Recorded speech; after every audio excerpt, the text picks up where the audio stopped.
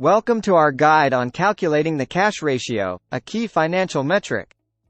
The cash ratio measures a company's ability to cover its short-term liabilities with available cash. To calculate it, divide a company's cash and cash equivalents by its current liabilities. Cash and cash equivalents include actual cash, as well as easily accessible assets like short-term investments. Current liabilities are debts due within 1 year. Let's walk through an example together. Company A has $50,000 in cash and cash equivalents and $20,000 in current liabilities. Therefore, their cash ratio is 2.5, $50,000 per $20,000, equals 2.5.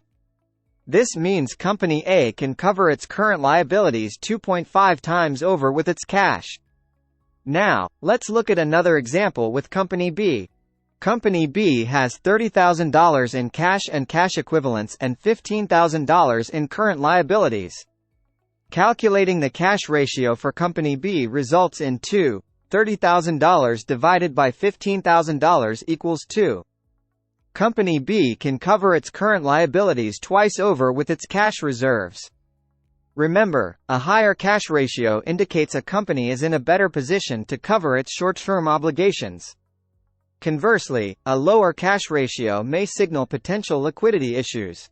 It's important to regularly calculate and monitor the cash ratio to assess a company's financial health.